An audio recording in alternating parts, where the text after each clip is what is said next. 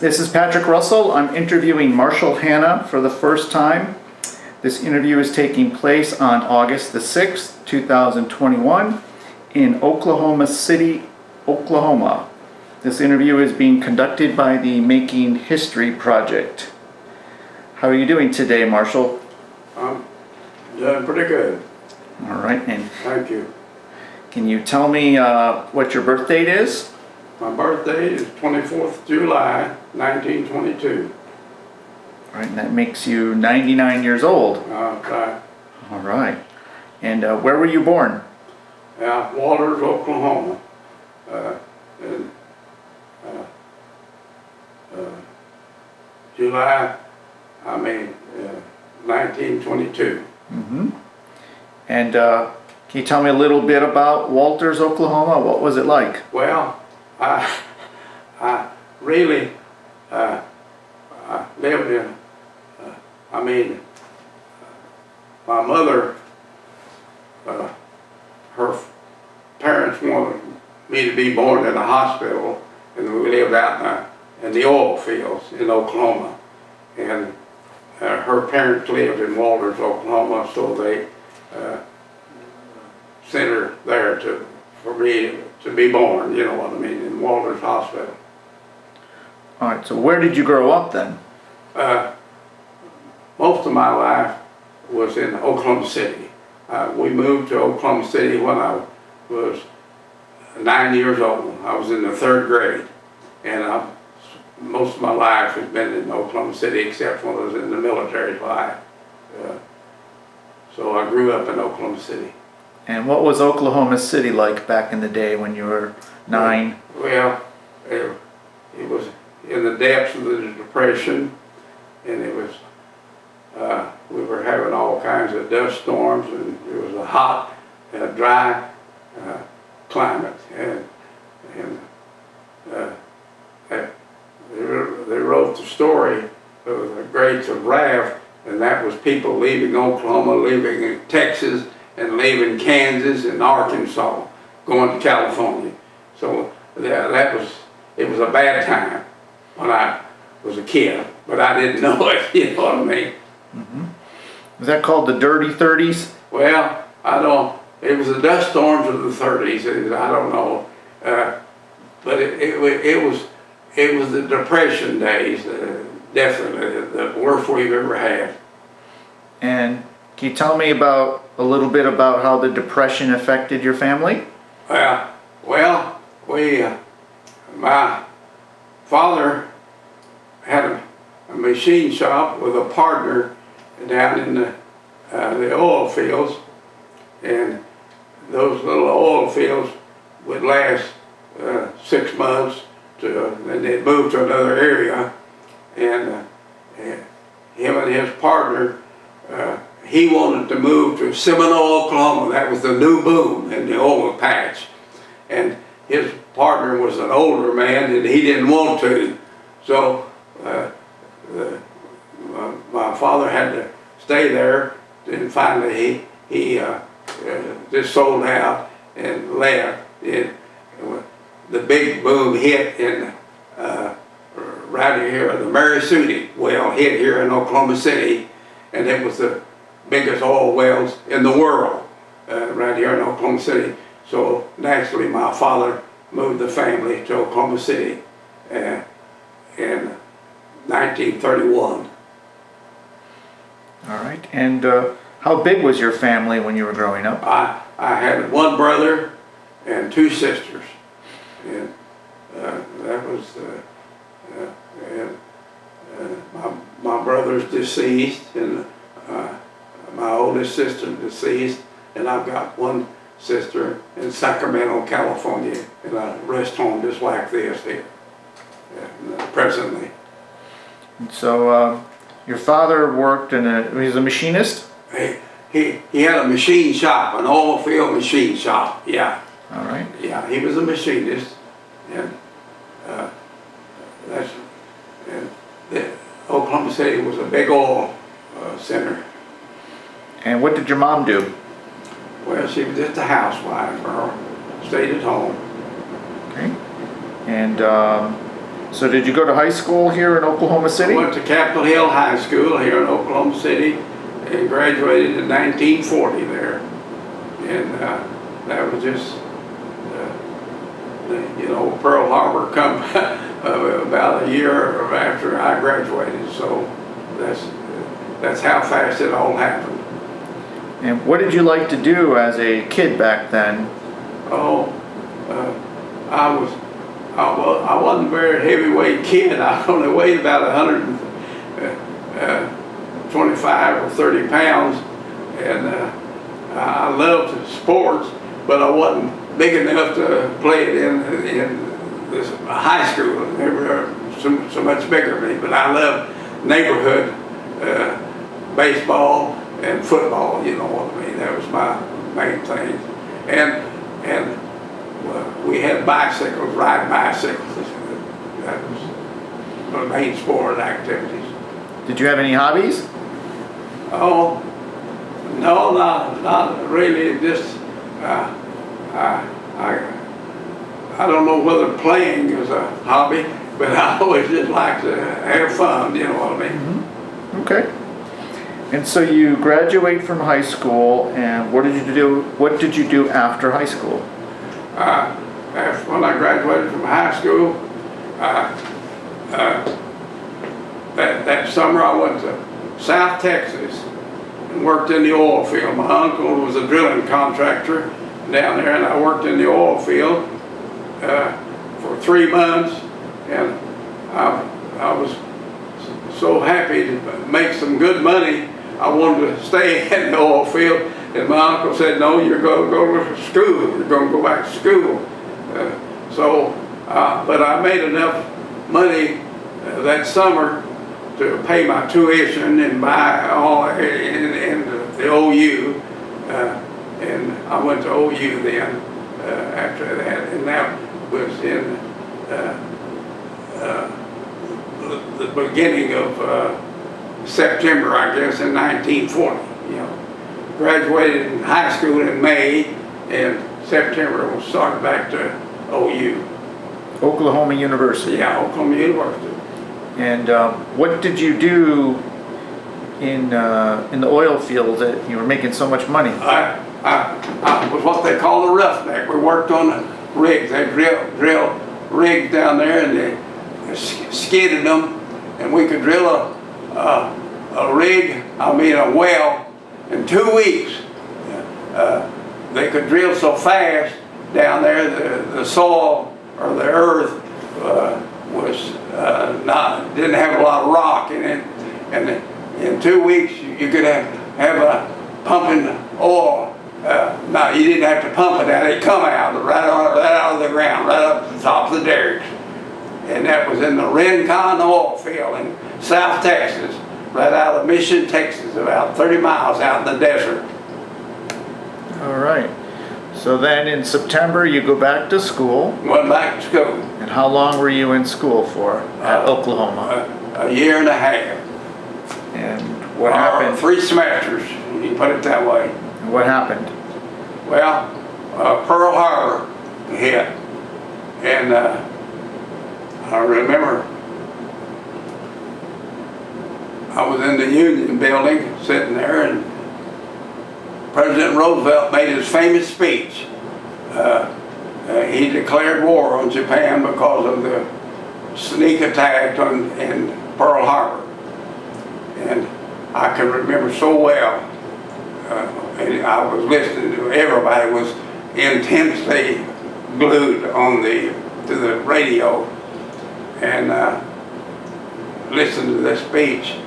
And I remember so well, he said, for the people, that fear was one of the greatest problems in times like this, panic time, and to have no fear, you know. And I remember that all my life, that speech that he made.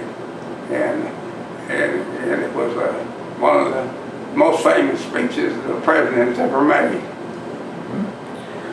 And so, did you at that point decide to join the military? Well, I knew at that point that I'm going to be going to school. I headed for the military. All young men that was physically able were going into the military, because this was a war of the most magnitude it ever been. It was the biggest war we've ever had. And the Atlantic Ocean was on one side, the Pacific Ocean was on the other side, and that was good protection. But now everything is so fast and can cross the oceans, we don't have that kind of protection. And I knew it was going into the military. I've said this before, I knew there was no point in me making any long-range plans or finishing college or anything like that. I was going to be in the military. It was that simple. And so did you ultimately enlist in the military? I did. I enlisted in the Army Air Corps, and I was fortunate enough to qualify with the written examinations, I guess you call it, to get into pilot school. And when I got accepted in,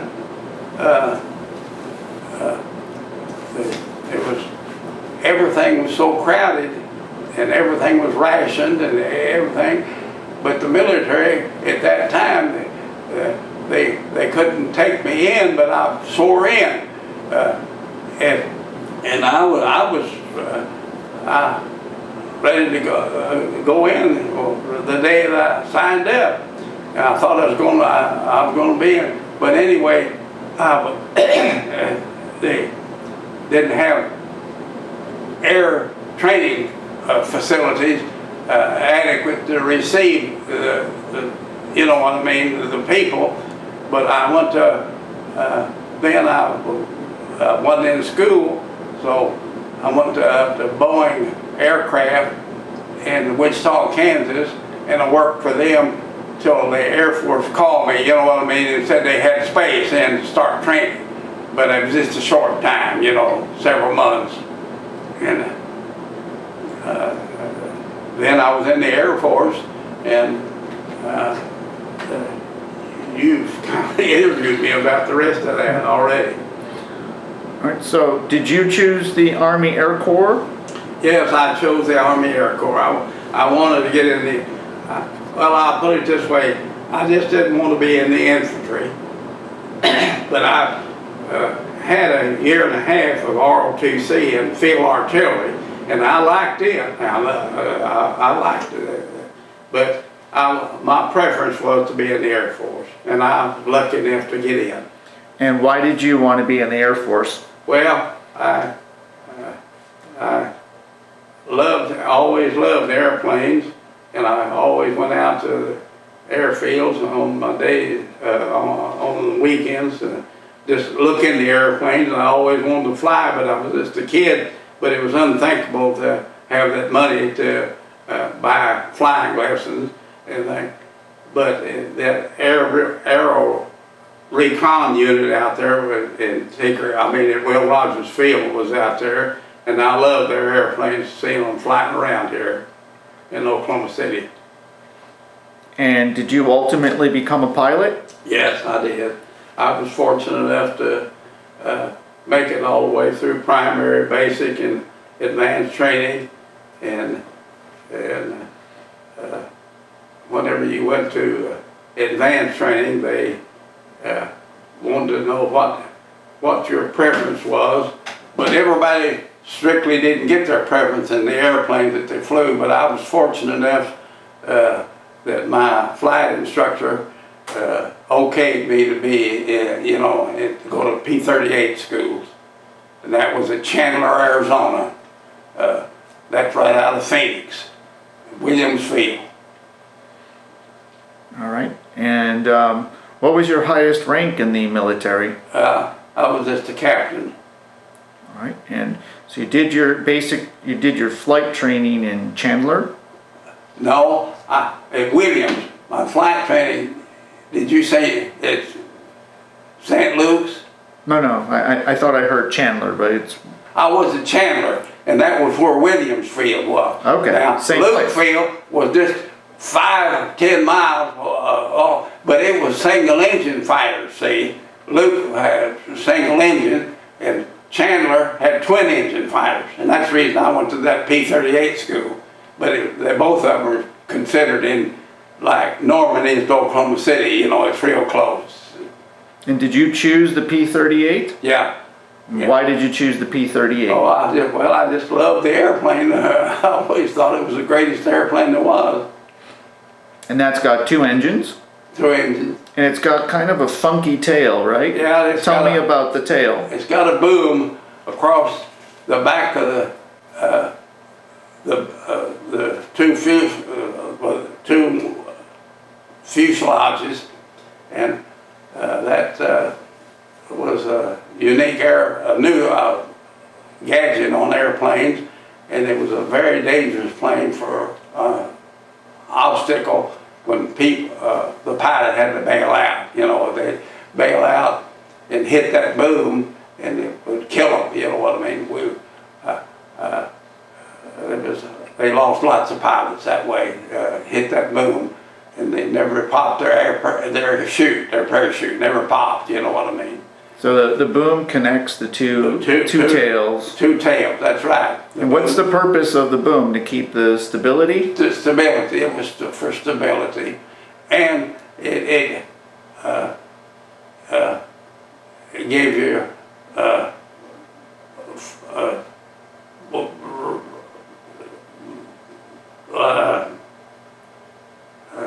make it more Maneuverable. maneuverable. I'm trying to say. Okay. So it could really make some fancy moves. Yeah. More than other planes. Yeah. And a P-38. Mainly, they had to fight the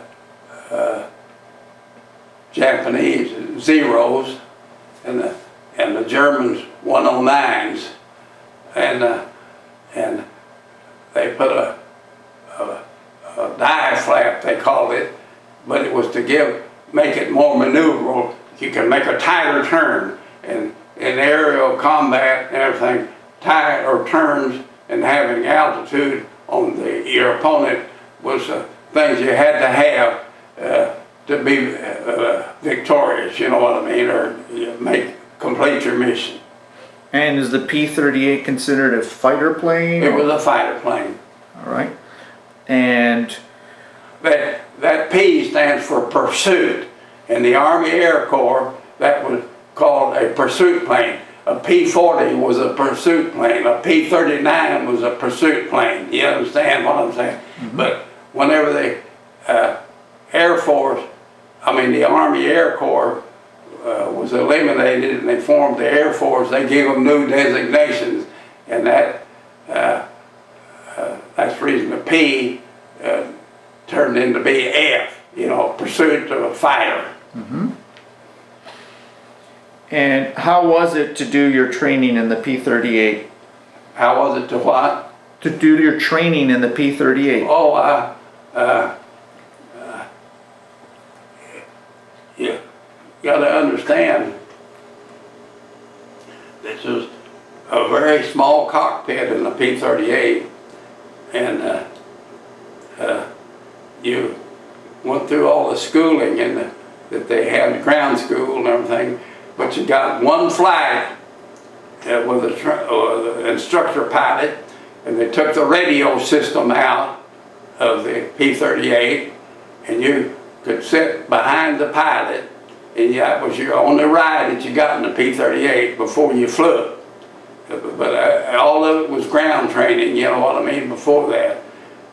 And he took you up for about an hour flight, and you're peeking over his shoulder, and he's telling you everything about this and that and this and that, but you have to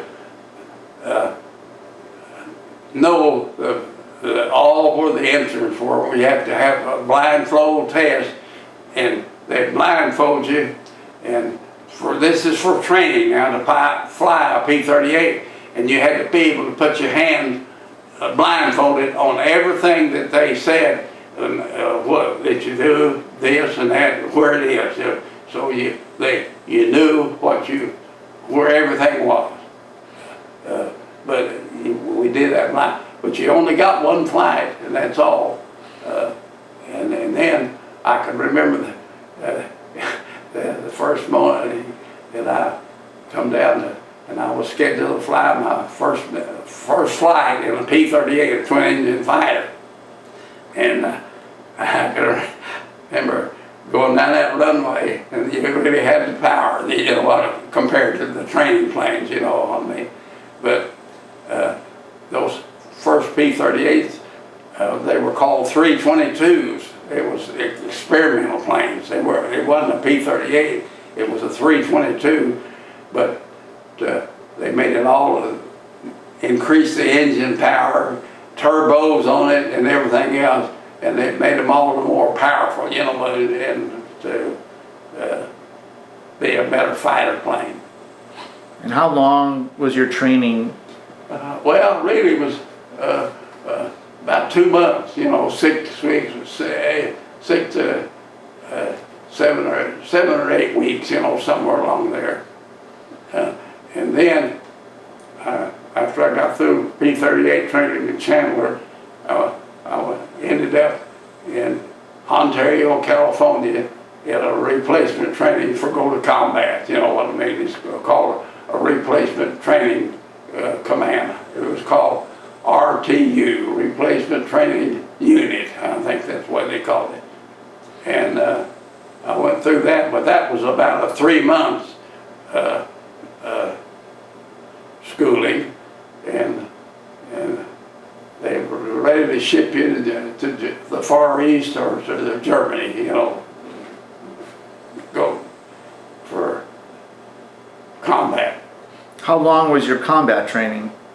Well, that was it. It was combat training. That was the RTU. See, that was the combat training. That was 3 months? You do all your instruments training. You do all your flight high altitude on oxygen and low level down out over the ocean or out over the desert, and you practice with live, you know, live bombing out on the island. I can't remember that island. It's out of L.A., about 30 miles out there, and we would dive bomb on it, you know, and train on it.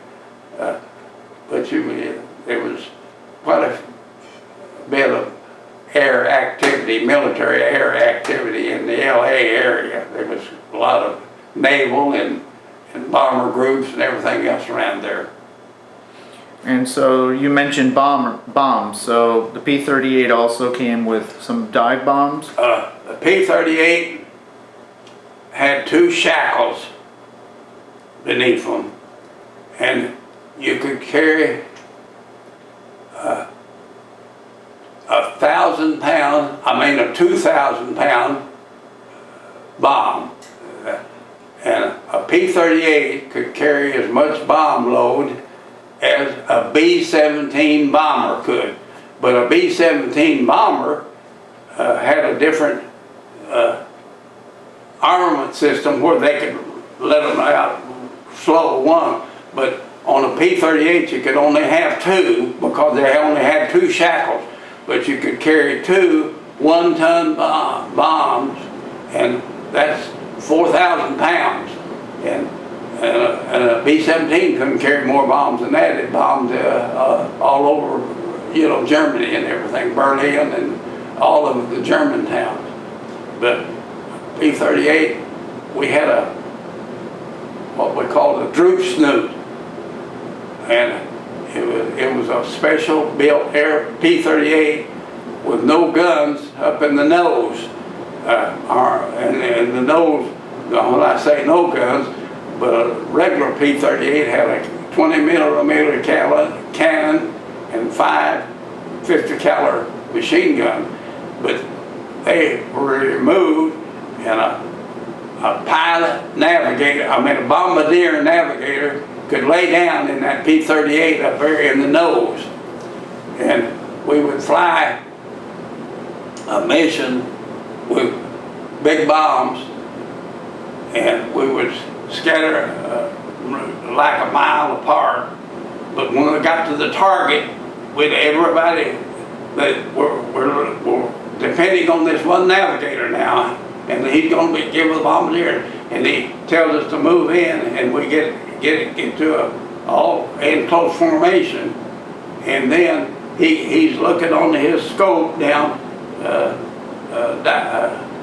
bombing scope, and whenever he said arm your bombs, and get ready to, when I say, well, 1, 2, 3, that's it. And he would give you the signal, and everybody, all them P-38s would pattern bomb that, and it was very effective to really destroy oil fields or something like that.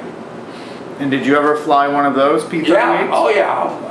Oh, I was always pretty fortunate to fly that Droogsnoot back to England to have it worked on, you know what I mean? Or I flew it back 2 or 3 times to England from over in France, you know, over the European continent, is what I'm trying to say. They had to do the maintenance back in England. But that thing was so fast you just couldn't believe it with all that armament out of it. That thing was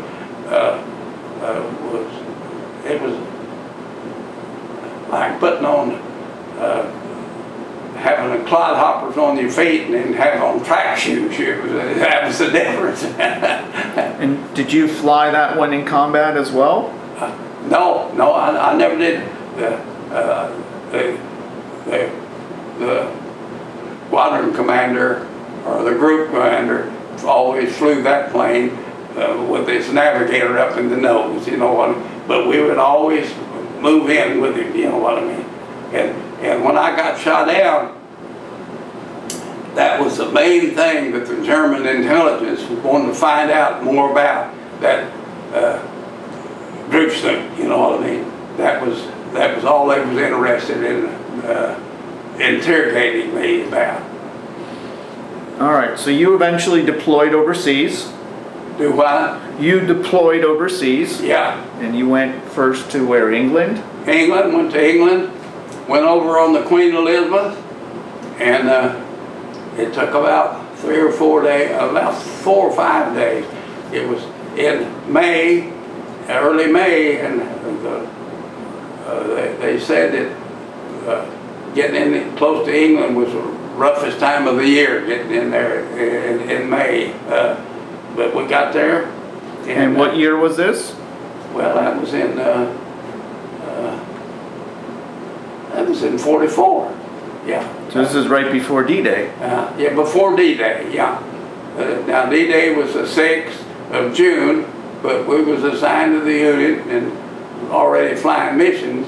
My first mission was over Belgium, and we were bombing. We went in at 22,000 feet, and we went in, and there was that big anti-aircraft guns.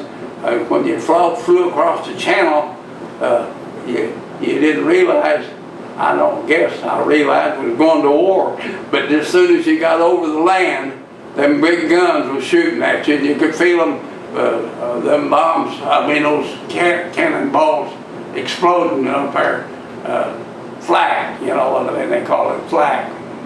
And I knew I was in a war. I knew that this was combat time. The party was over, you know what I mean. Were you nervous on that first mission taking off? No, I really wasn't nervous, but that's the reason I'm telling you about this. When I first, these big guns were shooting at you, you knew what war was about. You began to learn what war was all about. Did you name your plane? Do what? Did you name your plane? No, I never did have a plane assigned to me.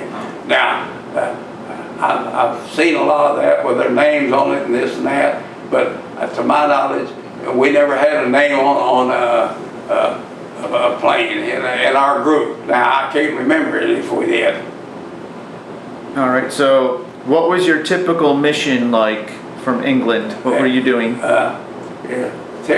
Typical mission was to go over the continent and fly low level and look for targets of opportunity. But they would assign you to a certain area. You know, you'd go into a certain area and you were to harass them and strafe anything on the highways, and if there's something, we had these two shackles, and we could have 1,000-pound bombers on it, and we could go in and dive bombing it. But your mission was your intelligence assigns you to a certain area to do this or do that. You know what I mean? And that's what you tried to do. But a lot of times you couldn't complete your mission due to different problems, gas problems and weather problems and things.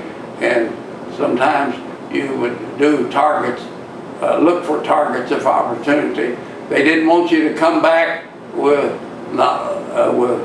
any bombs or any ammunition in your guns and everything. They wanted you to use it. That's what that airplane was for, is to fight the enemy. You were supposed to come back empty. Yeah, well, you were supposed to use it and be in combat. It wasn't a pleasure trip, is what I mean. It wasn't to be a trip. And did you ever have get in a dogfight with your P-38? Never.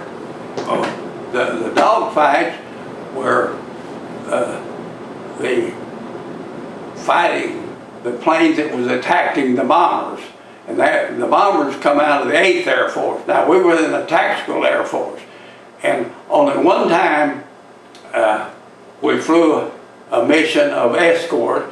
The 9th Air Force had B-26 bombers. They were Martin bombers now, made by the Martin Aircraft Company.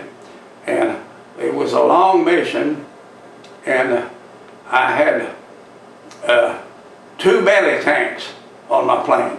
Now I don't know whether you know what a belly tank is, but it's extra fuel supply. And they had about 300 gallons of gas in each one of them.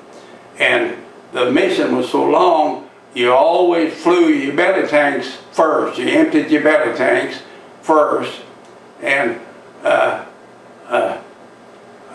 we were escorting these B-26s about 15,000 feet, and I ran out of gas in my belly tank, so you got to put on your pump to pick it all up. But it makes you fall back, and I fell back. But you had to always dry your belly tank. And 2 109s dropped out of a cloud right in the front of me. And if I hadn't had that belly tank problem, I could have got them both, because they dropped out right in the front of me up there. But I was too far back, you know what I mean, to get them. And they got back up, went back up in the clouds. And you weren't to chase anybody. You know, you were to stay with your bombers, and that was something that was a must. You know, but the people that fought the German 109s were the people that was assigned to escort the bombers. We were assigned everything down on the ground. Mm-hmm. And did you ever shoot down another plane? Huh? Did you ever shoot down another plane? No, we didn't shoot down one. All right, and then we didn't do that. Wasn't we didn't do escort work. You know what I mean? The 8th did that. The 9th did tactical work. All right, and what? Every Air Force has a different mission. One of them is a bomber outfit or a fighter outfit, and they have a certain field that they're specialists in. And we all our ground was groundwork. Frontline support, you could be down on the front line and they'd have a man down on the front line on a radio and everything, and he could give you signals of what he wants you to do. Bomb here, drop a bomb over here, or do this or do that, or strafe in this area, and so their troops could move on, you know what I mean? Keep moving. So you would bomb bridges? Bomb bridges, and try to find trains. Trains was the big transportation of military supplies is one of the biggest things there is in a war. And if you can bomb up their supplies before they get there, and that's oil, ammunition, food, everything. You hurt them, you cripple them more than any doing that to the enemy. Did you ever take out any tanks? We never. You never know whether you really got one. You know what I mean? But you dang sure know that you messed up the area and interfered with their tactical program at that particular time. You know that. But you know this whenever you're strafing and you can see bodies flying. You know what I mean? You know you're doing something. One time I read, now this was after the war, that they figured that it cost $100,000 for every German soldier that was ever killed. You know what I mean? If you killed a German soldier, it was worth $100,000 to our government, or cost. And I'll guarantee you one thing, strafing those roads, I made them about $100,000. I'll tell you that. You've seen them bodies fly. You saw tanks? Huh? You saw tanks on the roads? Oh yeah, we would see, you could see them on the roads and stuff, and whenever you're flying 300 miles an hour and drop that bomb, you got to pull up to not hit the ground. You really and everything is in a bunch of smoke, and you can't really tell. But on that first mission, when we bombed that Belgium marshalling yard, you could see the smoke 2 miles high from we hit the oil supplies or something, and I thought, boy, this is something unbelievable. You know what I mean? The results of this. But a lot of things you can't see the results. You know what I mean? But you can drop those big bombs, and they do a lot of damage. So how many missions did you go out on World War II? World War II, I flew on my 23rd mission. I got shot down, and then that's a story with itself. I'm gonna tell you. I was scheduled to fly the morning mission, and I went when the recon car come out to our tent area to pick us up. I went down with the rest of all the other pilots, and the squadron operations officer come and told me that I was canceled on that flight. I said, well, what in the world happened? And he said, well, I'm going to tell you the truth. He said a higher up lieutenant colonel wants to fly this mission to get it on his records because it's a gravy mission. And it was to escort when they bombed, one of the paratroopers went into Holland and dropped off. It was the biggest disaster the Americans ever had. They dropped those paratroopers, and the Germans intelligence knew that it was coming. They captured every one of them. It was a fiasco. But he wanted to be on that escort mission of those paratroopers to get it on his resume. But I had to fly the afternoon mission. You know what I mean? He bumped me to get that right. Well, the afternoon mission was to strafe a 109 airfield in Germany that was shooting down the bombers, having a lot of success, too much success, and they wanted that airfield eliminated if they could eliminate it, you know what I mean?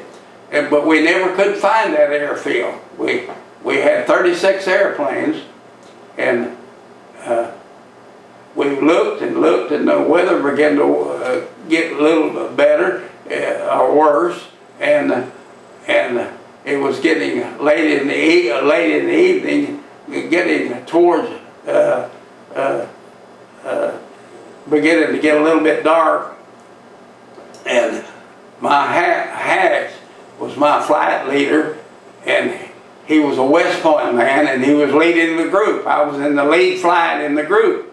I was flying tail end Charlie, and he called the squadron commanders in the other squadrons, and he said, and I want y'all all to abort the mission. We're going to abort it. You go home, so you won't run out of gas and lose the plane. And he said, then there was a moment of silence, and he said, called his flight leader, his wingman. He said, I'm going to go in, and now he was a tiger, don't get me wrong, he was a West Point man, and he said, I'm going in for targets of opportunity. Will you volunteer to go with me? And the wingman said yes. And then the other wingman was my flight leader, and he called him and said, same thing, said, will you go in with me to do it? And he said yes. And then he called me, I'm fourth man, 1, 2, 3, 4. He called me and I said yes. And we went in and we were looking for targets of opportunity. In other words, he wanted to do what we were supposed to be doing if we could find anything to do. Well, we got into the hottest spot in Germany, the Ruhr Valley there, and we were dive bombing in there, and I knew there was so much flak there. It was like a fireworks stand, you know what I mean, or a 4th of July fireworks. And they went one down, second man down, third man down, then me down. And I thought, there's so much fire shooting at all these others that, and I'm coming down last, that I'll just stay on the ground, stay on the deck, you know, and not pull up with all the machine gun, anti-aircraft guns and shoot at me. And I stayed on the deck, and after I made the bomb run, you know what I mean, a dive bomb, and was firing into all them guns down there, and I flew about 15 miles to an area, and I thought this is a good area for me to pull up and get back with my other 3, you know what I mean, the other 3 pilots. Where were they? Huh? Where were they at this time? Your other 3 pilots? I don't know where they were. They were in the area. We could communicate so many miles, you know, pretty good, so I could rejoin them. But whenever you're going 300 or 350 miles an hour, it don't take you long to get 15 miles, like a minute or 2, you know what I mean? And I thought, well, this is a good area to pull up. And that's where I got shot at by the aircraft gun then when I was pulling up. And I never did communicate with those guys, you know what I mean? The other 3, I mean. But my flight leader, Hatch, and he was later squadron commander, but he got killed in the war too. Or he got killed, but and I don't know whether I was fortunate or if I made it through that mission and not got shot down, whether later on I got shot down. Now, who knows, you know what I mean? You never know that. So where was your plane hit? Hit.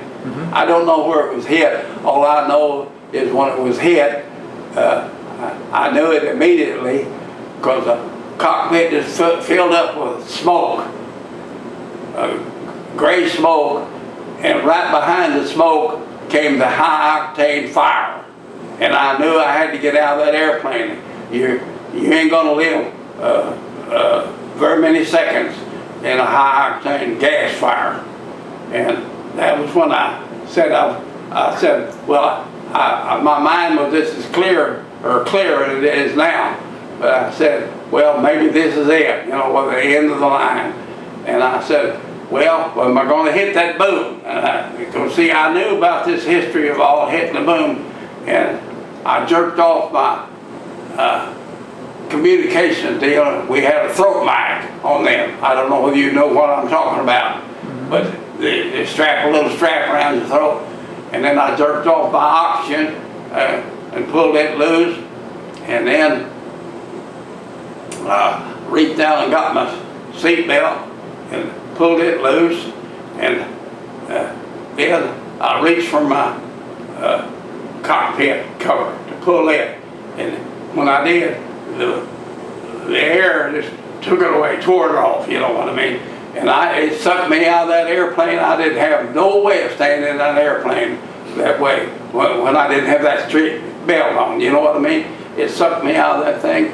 And I remembered in our training, I said, in our training, you got to count 1,001, 1,002, 1,003, and go to 10, 1,000, say it, every one of them, see, before you pulled your your parachute. And I said, I thought I'd never get to 1,010. It was going to be forever before we get there, see. And I thought, well, by God, I think I've missed that boom, you know what I mean? But I was still, my mind was clear. But I said, I missed that boom at least. And then I pulled that, I got to 1,010. I did exactly what they trained us to do. And I pulled that parachute, and man, it did pop, you know what I mean? And pop me. You get those parachutes is not like they have here. You see these guys landing and just walking, you know what I mean? And when they hit the ground, well, you hit like a ton of brick. But anyway, while I was coming down in that parachute, this anti-aircraft gun is still shooting at that airplane, see? He don't know that he's hit it, but I think, well, by golly, he ain't gonna let me get to the ground. He's gonna shoot me while I'm in this parachute. But then I finally realized that he's still shooting at that airplane, you know what I mean? But I'm out here in this parachute coming down, and I can see, I ain't very high up, and I can see these soldiers down on the ground running to where my parachute's gonna land, you know what I mean? And I know there's no chance for me to escape.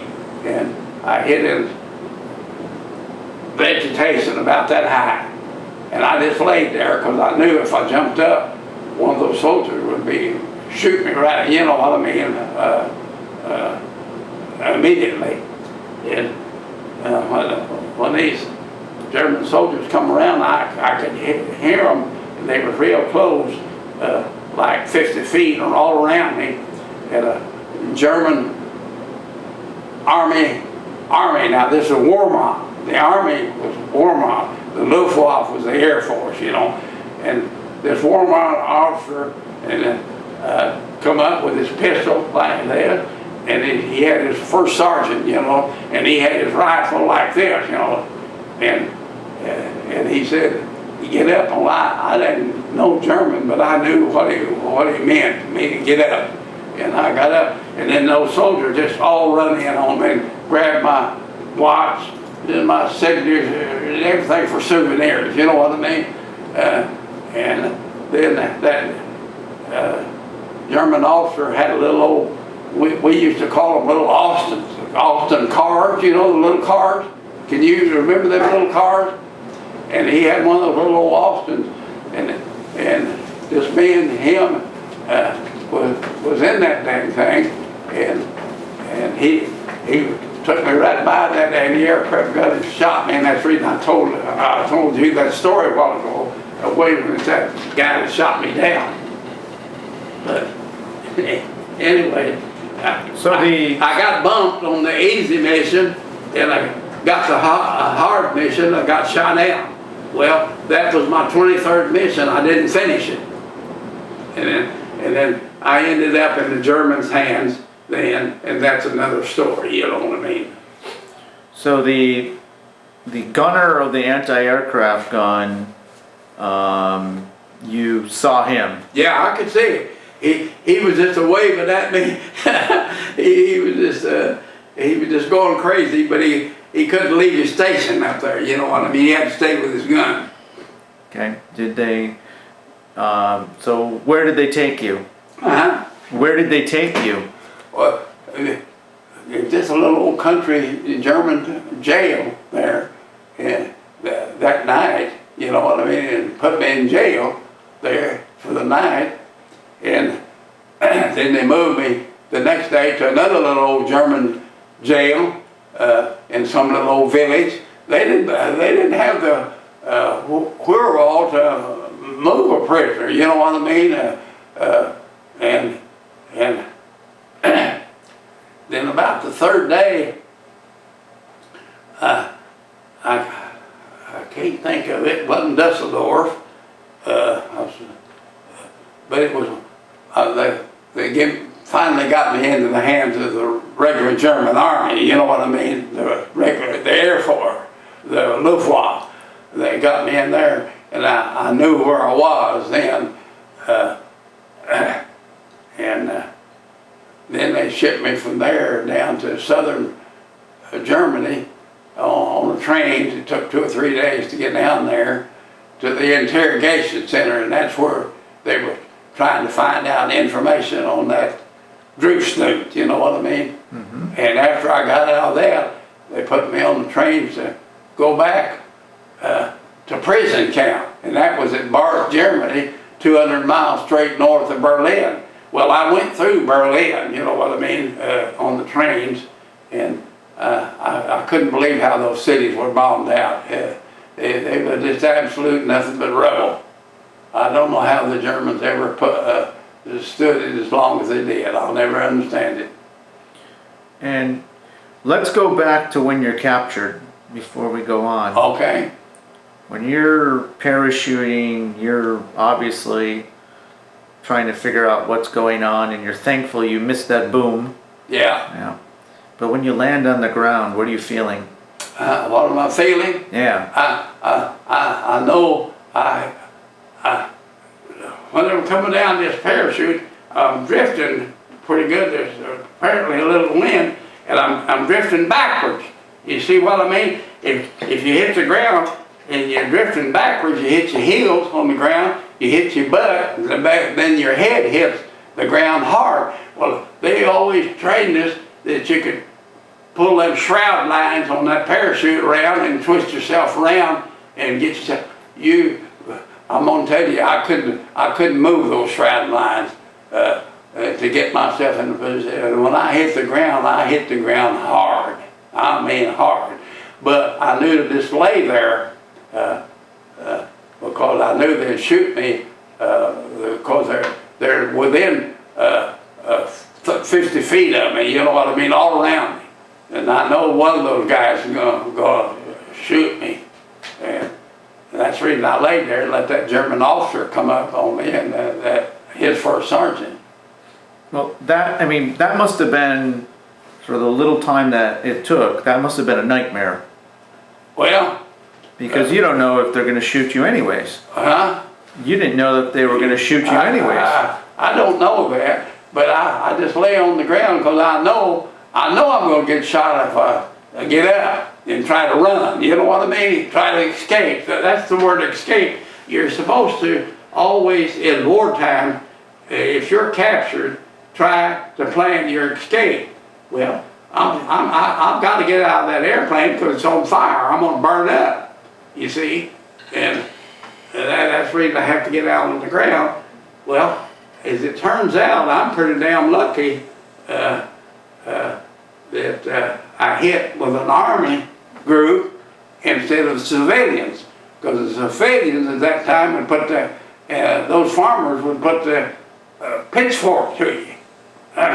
We had guys that were shot down in our group, and later find out they made them run the gauntlet line, and the Germans lined up and beat them with their belt buckles and their belts and their boots, and beat their till their brains were beat up, you know, in their head. I remember going to what do we call it?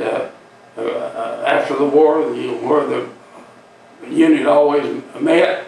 We met one time, and one of those guys that was in my squadron, they'd beaten him, and he was goofy as it could be because of that beating, running the gauntlet. You know what I mean? Now that was SSS troops. They were a different breed. They were like our Green Beret, our Beret, you know, groups over here. But all those governments have special troops to do this and do that, and you've got the SEALs in the Navy, and you got the Green Beret, and you got all kinds of secret units, like when they captured Bin Laden, you know what I mean? I'm beginning to lose my voice. So then they ship you to north of Berlin. It took me 1,200 miles north of Berlin to a prison camp called Stalag Luft 1. And I was in there till the end of the war, and the Russians liberated us. The Russians came along the Baltic Sea there, and that night when they got there, the Germans sneaked out, you know what I mean, and we was free. And the Russians said, what did we want, or what do we need the most? And our people in charge of us said we need food. The men, the food was the most important thing. And you know, the Russians went out and they got 40 or 50 white faced, big, beautiful cattle, German cattle. They run them in there and they slaughtered them for meat, just wasted, you know what I mean, everything. But they were operating on the scorched earth policy, you know what I mean. They lived off of the land as they went along. And we had a different logistic problem than our army. We had food, we had ammunition, we had gasoline, we had this, but the Russian army was a total disaster, you know what I mean. They was nothing compared to American forces. And in the 9 months that you were at that camp, what was it like? How were you treated? They didn't. I was in a room, and they had 19 men in the room, and it wasn't a heck of a lot bigger than this room here, you know what I mean? And we had double deck deals, and when you got there, they give you I call it a toe sack, but it was a gunny sack. You know what a gunny sack is? And they give you some straw. And you put that straw in there, and that's your mattress. You put that straw in your gunny sack, and in that bed, you lay down on that floor, but it was like one bed was on the floor about this high, and then the next one was about that high. And you didn't have any food. The food was the biggest problem there was, you know what I mean? But they didn't they didn't abuse you, beat you, or anything like that, because they had signed, the Germans had signed the Geneva Convention that was humane treatment of prisoners of war. But the Japanese would never sign it, you know what I mean? And that's the reason they were more brutal, or whatever you want to call it, or unhumane. But food was our biggest problem, you know. But they didn't tolerate no horseplay or anything like that. Now, whenever you had roll call every evening, and they counted every head, and in the morning you had roll call, and you foul out, and you better foul out quick. And they have roll call, and they count you, and see if nobody's escaped, you know what I mean? But only one man ever escaped out of Stalag Luft 1. One man escaped and got back to the Allied forces. Everybody else that ever tried to got recaptured or killed. And later on they told us, we're winning the war and don't try to escape. This is something that we've trained you to do, but now we say, don't do it. You know what I mean? You understand what I'm saying? Yeah. And after the Russians got there, they told us that we could go on our own if we wanted to try to get to the American lines. You know what I mean? And that was like Patton and other military forces advanced into Germany. But they said the wisest thing is to stay here, and the Air Force the Air Corps will fly in at the nearest German airfield and fly us out. And it took about, I won't say about 5 days, or maybe 7 days, before the Air Force ever come and picked us up. But they come in B-17s, and they laid planks down in the Bombay. Laid planks. Now, when I say a plank, that's a tube of 12, 15 feet long or 16 feet long, and we just sat on those things and load that Bombay. We didn't have no parachutes and everything, but they flew us back to Reims, France, and that was Eisenhower's headquarters, Reims, France. And they flew us back, but we stayed there with those Russians around there, all around there, till they flew us out. Mm-hmm. But the Russians, they liberated us. Yeah. And what was the interrogation like at the beginning? Interrogation? Yeah. Well, that was down in southern France. Southern Germany. And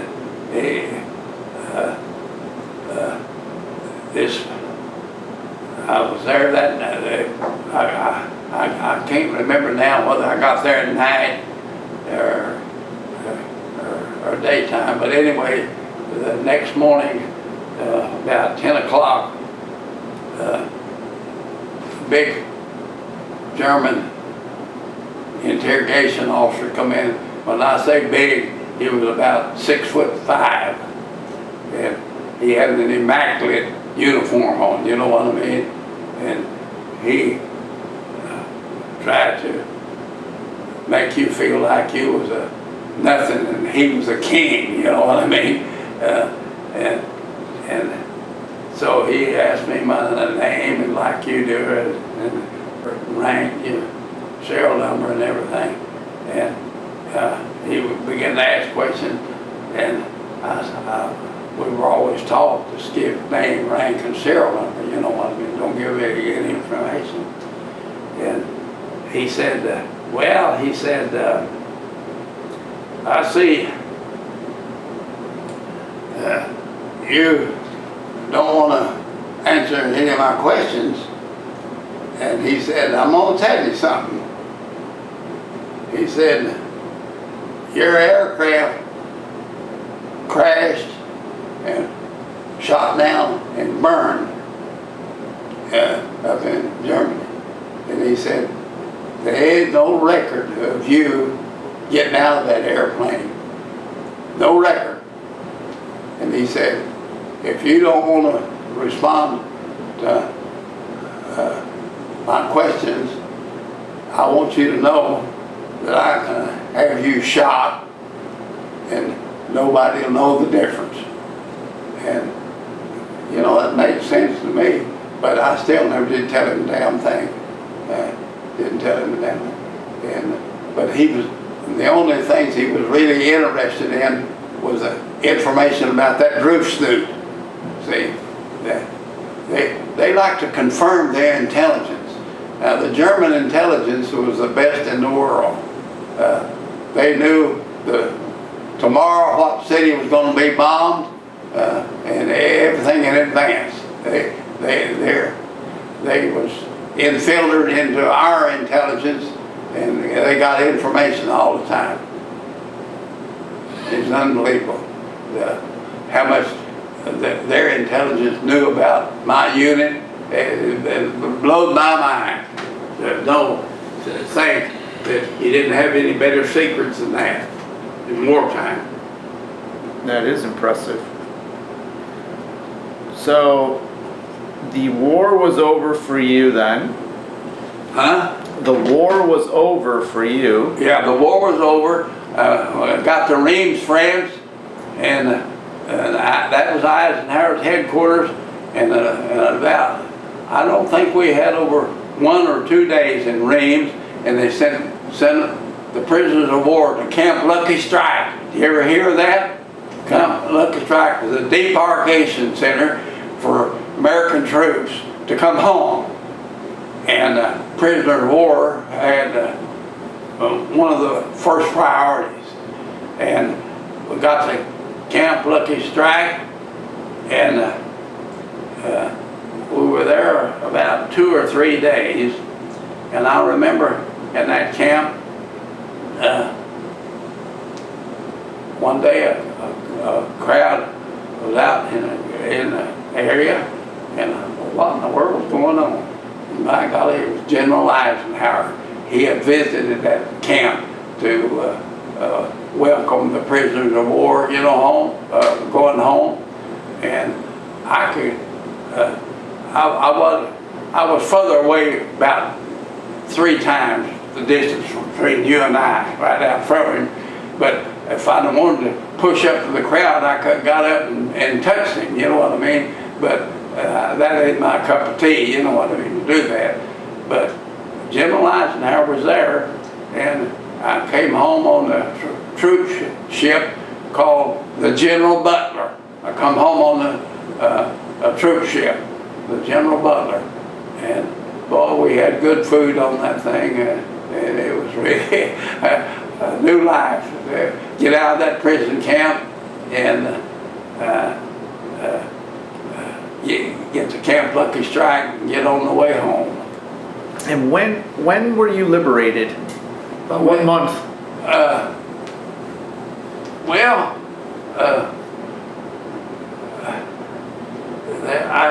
can't remember. They were off. The Russians were coming in on the east, and Patton and Montgomery and other German generals were coming in. Well, they were coming in from the east, and the Russians were coming in from the west. But I can't remember the exact date, you know what I mean, now. But I remember we could hear the Russian guns a week, big guns a week before they got there.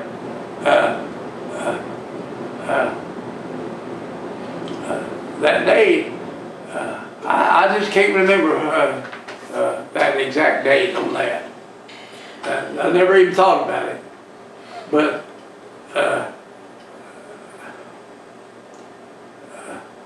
I think that would have had to have been the latter part of April or 1st of May, right along there. And then when did you return to the States? Well, that's what I mean. After I got it, I was in the Russians were with us about 5 or 6 days, and they flew us out to Reims, and we was only in there. They flew us out of there the next day to Camp Lucky Strike, and it was in Camp Lucky Strike, the debarkation about 2 or 3 days, and I was on the way home. And I can't remember now those days. But I remember they sent me to Camp Chaffee, Arkansas, to be separated, or you know what I mean? Not be separated, but my folks picked me up at Camp Chaffee, Arkansas. But I never got out of the service till that November, you know what I mean? In 40, was that 45? I believe that was November 45. Okay. And that was the end of your experience in World War II. Yeah, that was the end of my experience in World War II. And what did you do after the war? Well, when I was a kid, I was raised, like I told you earlier, in Depression days, and I can remember that the people around me in the neighborhood that had jobs that they could take a vacation, and I thought, man, that's the greatest thing in the world. Think about taking a vacation, go to Colorado. And I remember all those people that did that worked in the postal system. And I thought, I want to get in the postal system when I get back, because I didn't know any better, see?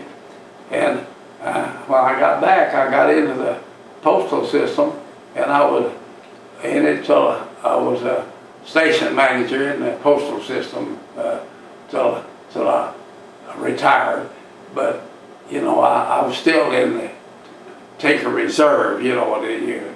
And then I got recalled, and I went to Korea back again. And how long were you in Korea for? Well, I was like I told you a while ago, you put it down that other segment.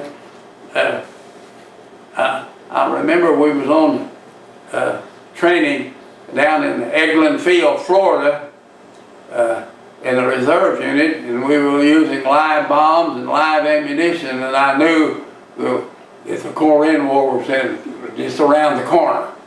You didn't have to be very smart to know that it was coming. And on the way home, when we were flying us home, it come over the news that that the United States was going to war with North Korea. And in a week, they called in that group that I was in, out reserve unit out of Tinker Field. And that was in the very first part of June in 1950. And I went into the Korean War then. And at the end of it, I was in Korea. I flew 22 missions there, night missions. And when Eisenhower had been elected president then, and he ended the Korean War immediately. When he was, the first thing he did was end the Korean War. I don't guess he was old enough to know about that at that time, but that's what happened. And so they gave anybody a chance that wanted to get out of the Air Force or whatever, do it. And my wife didn't like the Air Force, like I told that lady. She wanted me to be out of it, so I went ahead and got out of it. And what did you fly in Korea? What type of a plane? I flew a B-26, B-26, but it was an A-20 back under the Army Air Corps. It was an attack plane, A-20, but it was after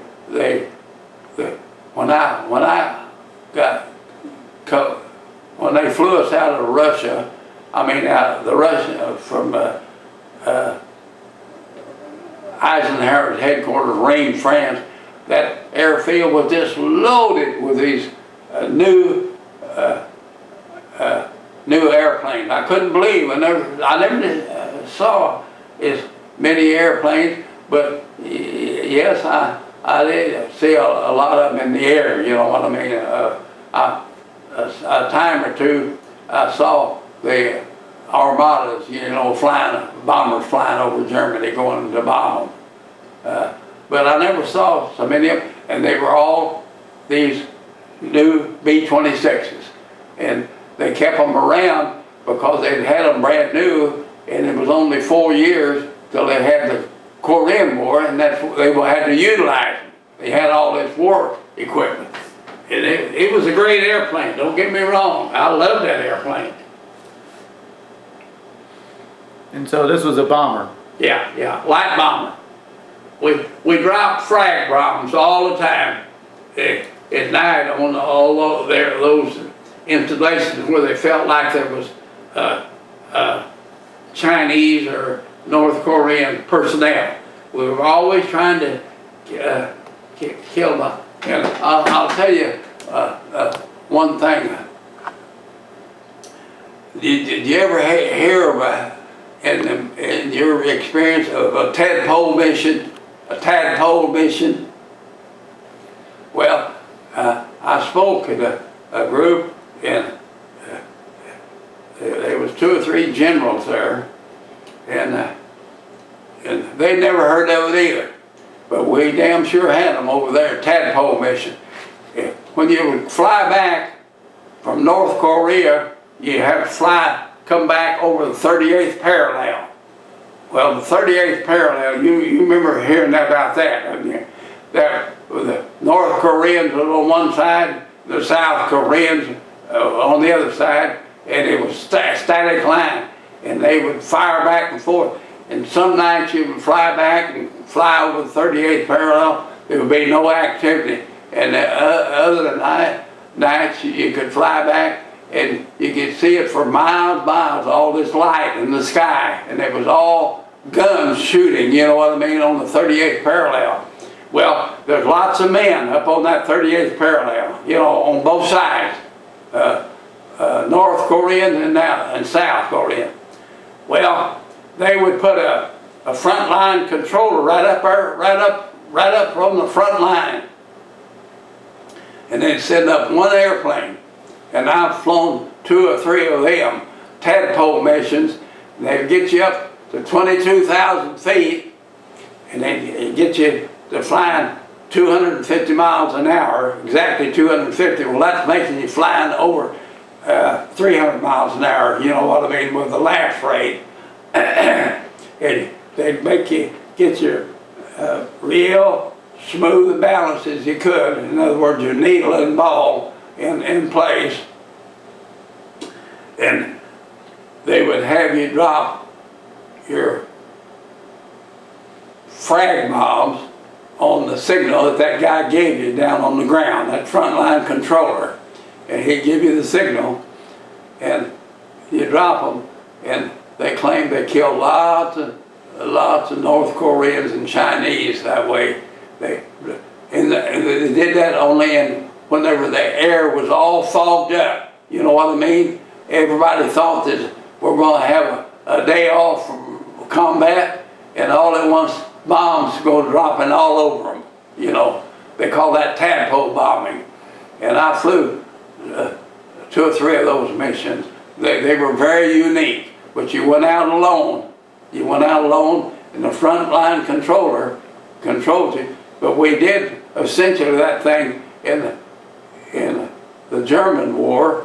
A frontline controller gave you your instructions a lot of times, bombing up on the front lines, you know, and strafing and doing this.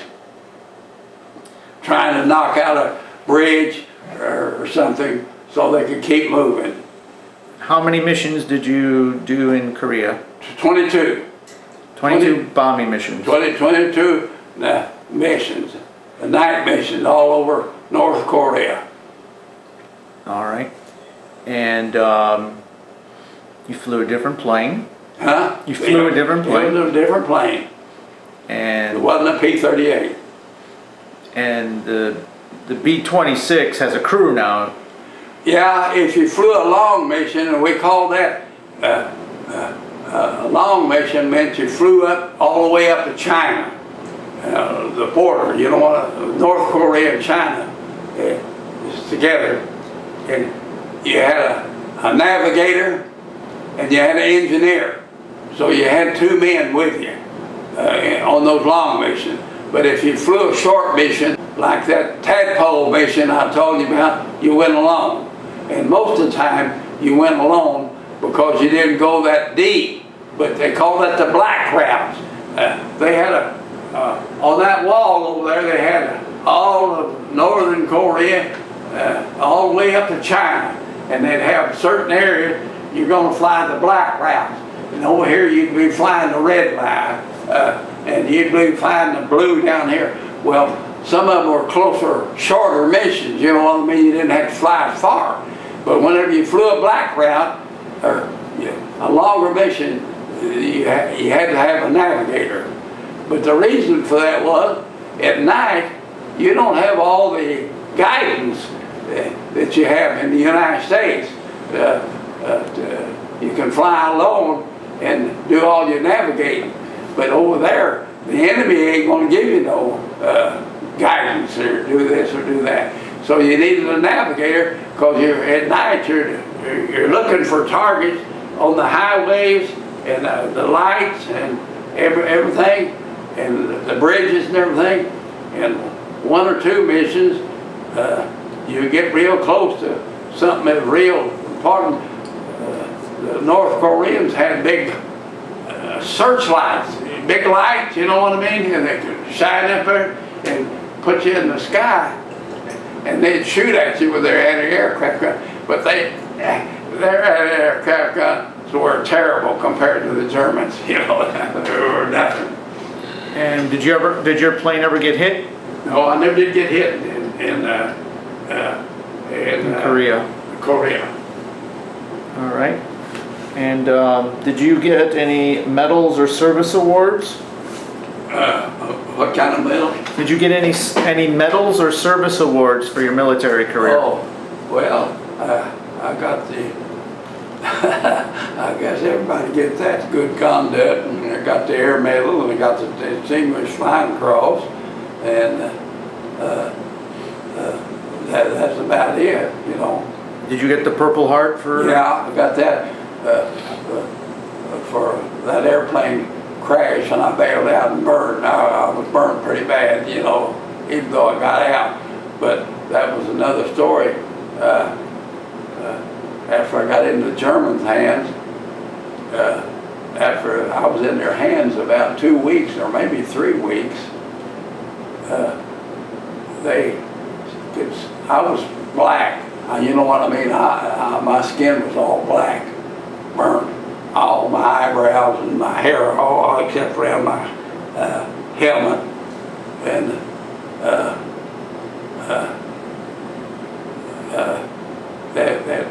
they gave me some salve, you know what I mean? The Germans had the best salve for fire of anybody, because their tanks, whenever those tanks would blow up, they'd get on fire, you know what I mean? And if a guy was lucky enough to get out of one of them, he would be badly burned, you know what I mean? And I got it, I couldn't believe how good that the German salve helped me, you know what I mean, to save my face, you know. And the Distinguished Flying Cross, what was that awarded for? Well, I just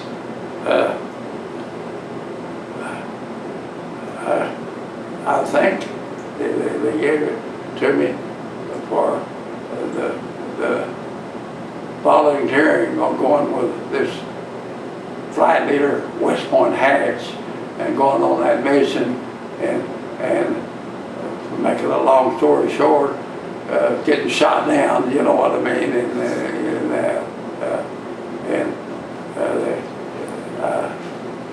I guess it was something automatic. I don't know. Is there anything from your war experience that still affects you today? I'll have to say that I've had no no problems, and I don't even dream about it or anything about it. It's just been a phase in my life, and I've been able to forget it, I guess you'd call it. When you came back, though, did you have any effects? No. Nothing. No. I just feel like I've been blessed, if I put it that way, that I escaped and got out of that airplane crash, and I've been blessed to make it to this point. And then you already told me that when you got back from Korea, then you went to work for the Postal Service. Yeah. And you retired in the Postal Service? Yeah, I stayed in the Postal Service, and I was a station manager in Oklahoma City there for 2 or 3 different stations. You know, I had about 50 or 60 carriers and about 12 clerks. You know what I mean? I was what they call a station manager. And how long were you in the Postal Service? Well, my military service and my postal service was 41 years and 10 months. I'll put it that way. You even counted the months. Yeah, I know, right. I retired when I could draw my maximum retirement. All right. Is there anything you would like to add that I did not ask you today? Well, I got one story. Well, I got a lot of different ones, but I can't think of them. But one time I went on a mission. 2 of us escorted a plane, and now this is the early part of the war. I mean, the invasion. And we were to rendezvous with a VIP airplane and go land on a airfield in France. Well, it was a very short mission, go across the channel, you know what I mean? Now, when I was at Bournemouth, across the channel was 165 miles to cross. But other places you can cross and be like 30 miles, you know, with the channel. But it depends on where you cross. But I remember the fog was so bad that this other plane got lost in the fog and got separated from the VIP, but we were supposed to escort over there. But I found him, and I had to drop my wheels and put down flaps to fly under his wing on account of the weather. And we flew across the channel. When we got over there, it was clear. And this VIP was a deluxe C-46. And I didn't know what the mission was all about, except we were to escort him if they got attacked by planes. See, the Germans once in a while would fly those planes up there and attack us on the beachhead up there. And anyway, this plane landed, and I landed and taxied up real close to it. And this important person got out of the plane, and they had a bunch of recon cars there to pick him up, and I didn't know who it was or anything like that. And so we're sitting there waiting. He's supposed to fly back that night, and or that evening. And by golly, during the day they wouldn't let me come close to that airplane, that VIP airplane, see. And I'm sitting out there in that cockpit of the P-38, just parked out there, and so I got out, but I talked to these pilots. they got out of that VIP plane, but they wouldn't let you come near it. And I don't know what I said, but said, well, this is General Smith's plane. And well, General Smith didn't mean nothing to me. I didn't know who General Smith was. But anyway, he didn't come back that evening, and he come back the next day. Well, I had to sleep in that cockpit of that P-38 that night. That's a dang cramped up bed. And later on, see, I don't know all this, but I read Belvin Smith's story of the war. You know what I mean? And you know who Belvin Smith was? He was Eisenhower's secretary. And he was a West Point man, and he was given credit for designing the whole combat story of Europe. That whole thing over in Germany and Europe. And he was down to the front. They were having a general problem with General Patton and General Montgomery. The English wanted Montgomery to be the chief of staff, you know what I mean? And Eisenhower, the American forces had so many forces there compared to the English that they made him over all of the Allied forces, the general over it. But they were, Montgomery and Patton had high egos, big generals, and wanted to be first and everything. And he was down there to settle this damn squabble, them to get to their war vendors instead of fighting to see who could get the best news lines, or you know what I mean. And I found that out after the war was over, reading General Smith's book. That's what his mission was that day. Can you believe that? And you helped escort him there. Huh? And you helped escort him there. Well, I come back and they had already packed my clothes. This other guy said, well, he's just landed out in the ocean and crashed, you know what I mean? He'd come back, he couldn't go with the mission, he got lost in the fog. And they had my clothes all packed the next day to go everything. And I had to go get them out before they picked them up and took them to a certain spot in England, you know what I mean? And they always stole everything you had. And they'd always say it was lost, but it was all stolen, everything you had. Well, but that was the dangest thing I ever heard of. Didn't mean that I was special or anything, but we flew that General Smith, the guy that did the whole war. The only man that was superior to him was Eisenhower, but he was Eisenhower's right-hand man, and he planned the whole thing. Eisenhower was the organizer. That's all he was. Mm-hmm. Wow. Is there anything you would like to tell future generations? Any words of wisdom or advice? Well, yes, I'll say this one thing. I remember in Pearl Harbor, how everybody in the country just froze on that war. And I remember Roosevelt's famous speech about fear. And I remember Eleanor Roosevelt coming on later on. And I say later on, 2 or 3 weeks later.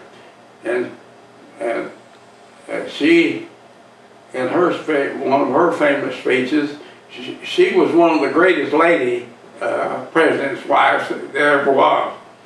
And I remember her saying, war is hell. And the way she said it, it impressed you, you know what I mean? It got your attention. And I've always remembered that, but I really found out that she knew what she was talking about when I got in it and got into that combat and getting shot down and being a prisoner of war. War is hell. And I think today that I hate to say this, but the economies in this world right now is building war machines. The Chinese, the Russians, the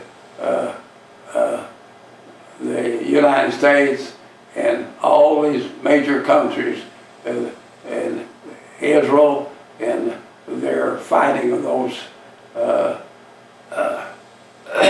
Arabs over there, you know, Arab nations. They all like war, and we've had war forever, and I'll just say war is hell on the people that are involved in it, I'll tell you that. And a lot of people get you involved in it, and they make a lot of profits, but it sure ain't the right thing. War is it's bad. Okay. Well, Marshall, I want to thank you so much for taking the time to speak with me today and sharing your stories. And I want to thank you for your distinguished and long military career as a fighter and bomber pilot during World War II in Korea.